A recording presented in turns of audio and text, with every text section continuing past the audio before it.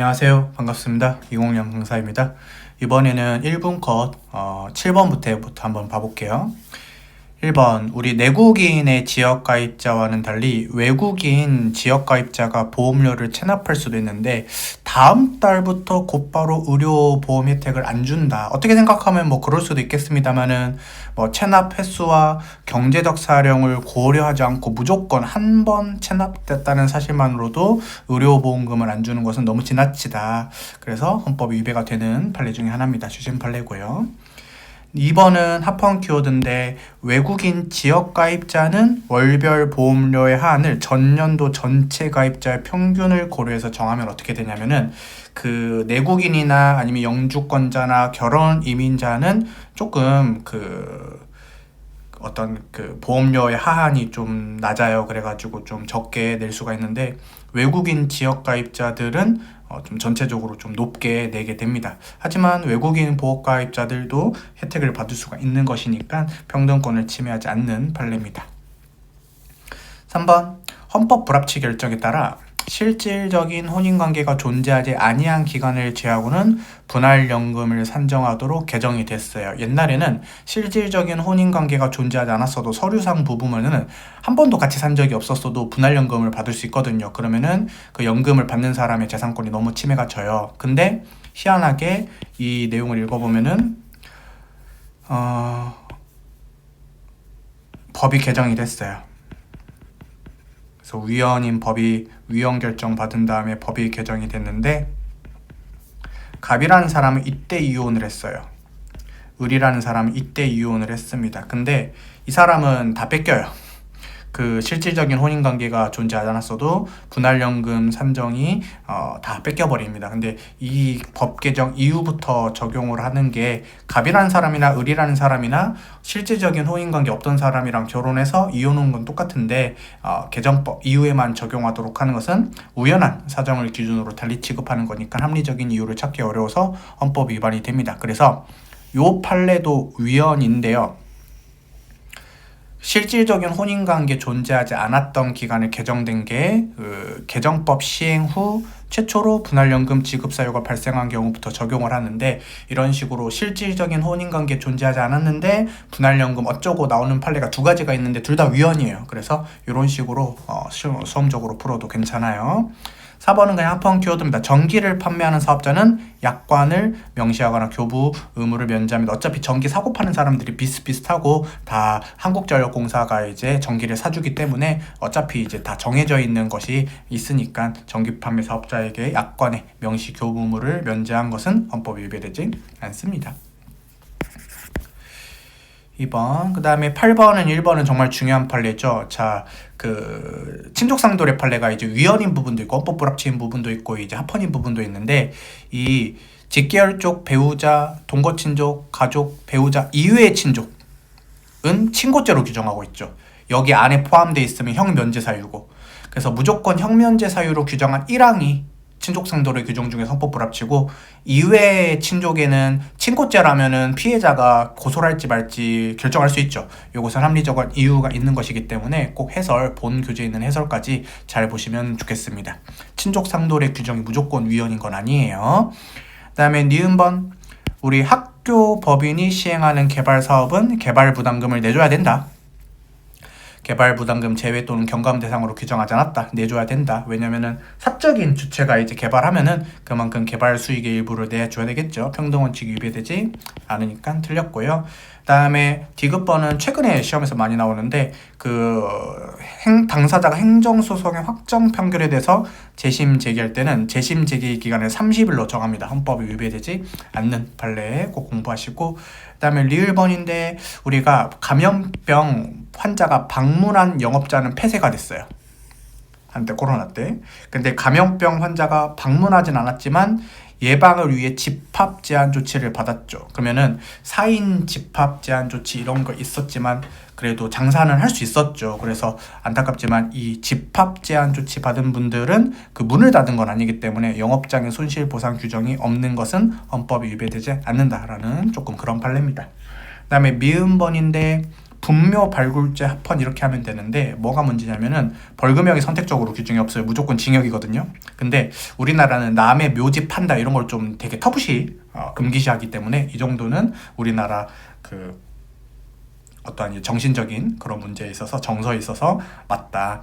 그래서 합헌이다 이렇게 되는 거죠. 그 다음은 적절한 것은 이제 기역번과 미음번 두 개가 되겠죠. 이런 식으로 공부하고요.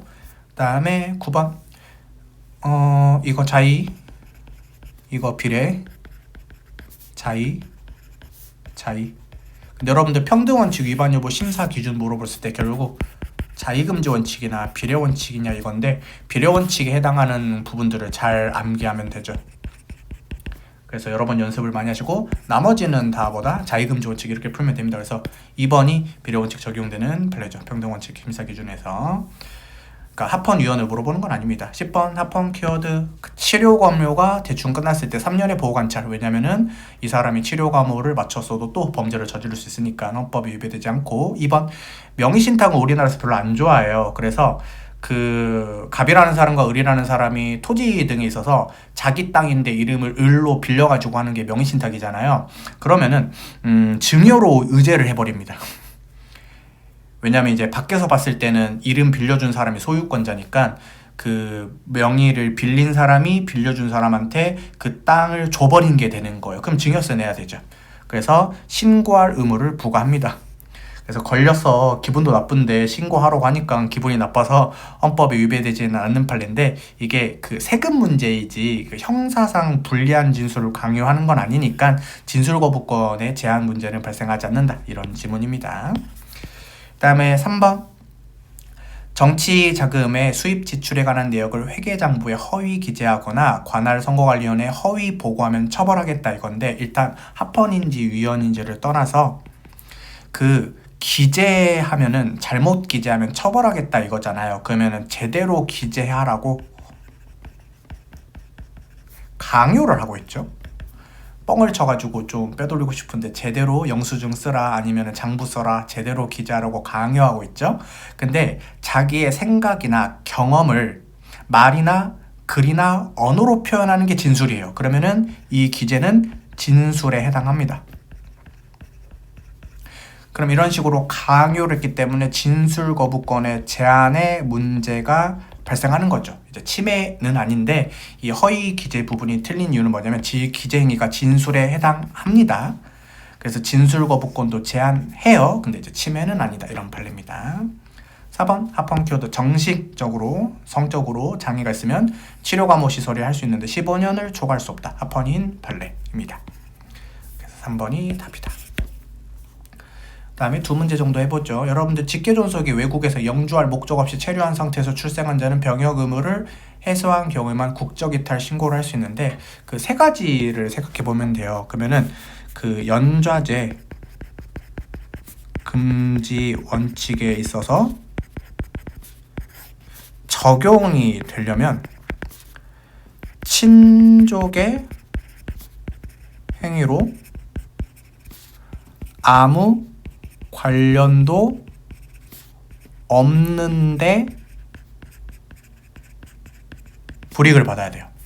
조금 더 크게. 근데 적용이 안 되는 경우도 있어요. 친족의 행위이지만 나와 관련이 있으니 불이익을 주는 거죠. 이건 연좌제금지 원칙이 위배되지 않죠. 애초에 적용이 안 되죠. 그 다음에 아이의 자신의 행위인 거예요. 이런 경우에도 자기가 잘못한 것이기 때문에 연좌제금지 원칙에 위배되지 않죠. 그러면은 1번 직계존속이 엄마 아빠가 외국에서 영주할 목적에서 살지도 않을 건데 체류한 상태에서 출생을 했어요. 그러면 병역 의무를 해소한 경우에만 우리나라를 떠날 수 있다. 일단 합헌인데 이거는 여기에 당할 것 같아요. 친족의 행위가 나랑 관련이 있어요. 왜냐면은 우리 부모님이 뭐 그럴 의도였는지 모르겠지만 원정 출산에 해당해서 내가 그런 것에 대해서 뭔가 이익을 받기 때문이죠. 그래서 나랑 관련이 있기 때문에 불이익을 주는 것은 연좌제금지 원칙의 규율 대상이 아니고, 그다음에 공수처의 가족이 고위공직자의 가족은 공직자의 직무랑 관련해서 죄를 범한 경우에 수사 대상이 되거든요. 그러면 자기가 잘못해서 수사 대상이 되는 거예요. 그럼 연좌제금지 원칙이 적용되지 않죠.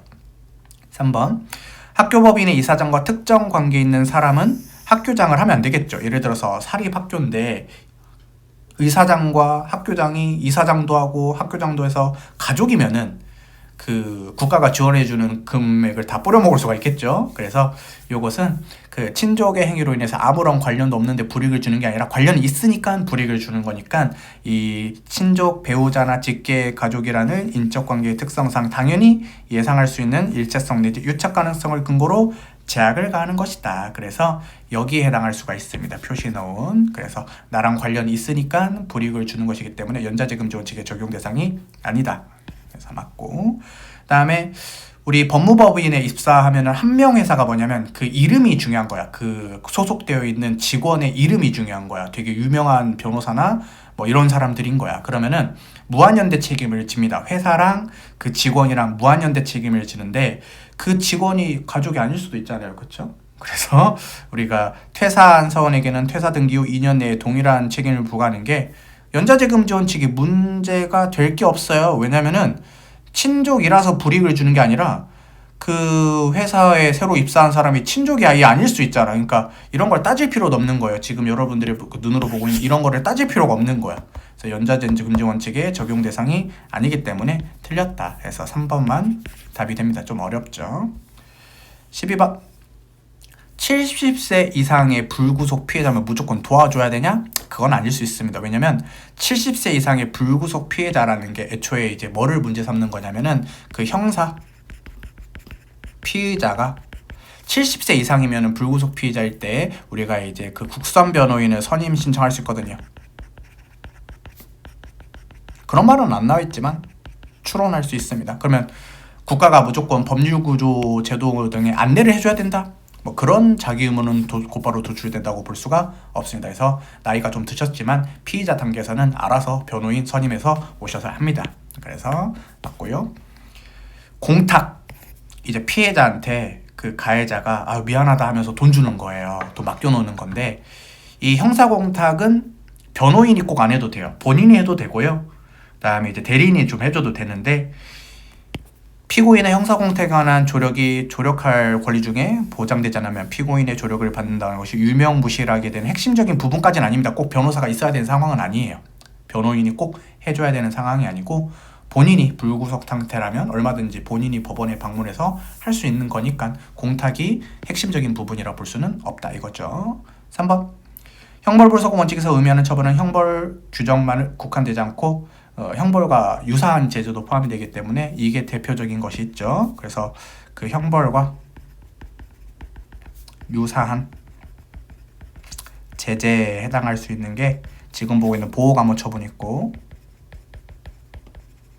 그 다음에 여러분들이 시험에서 많이 본 그 노역장 유치 판례가 있다. 그러면은 형벌이 아니더라도 형벌과 유사한 것이기 때문에 형벌불소금 원칙이 적용이 된다. 오케이다. 4번 전기통신사업법상 미풍양속 개념은 명확성 원칙 위배가 됩니다. 근데 학교보건법상 미풍양속 개념이 다시 있어요. 얘는 결론으로는 명확성 원칙 위배되지 않습니다. 그래서 꼭 주의를 해줘야 되고 보니까 이제 형사법 시험에서도 나오더라고요. 그래서 꼭 체크를 해주시면 되겠습니다. 오늘은 여기까지 6문제 풀고 또 다음 시간에 연결해서 볼 수 있도록 하겠습니다. 고맙습니다.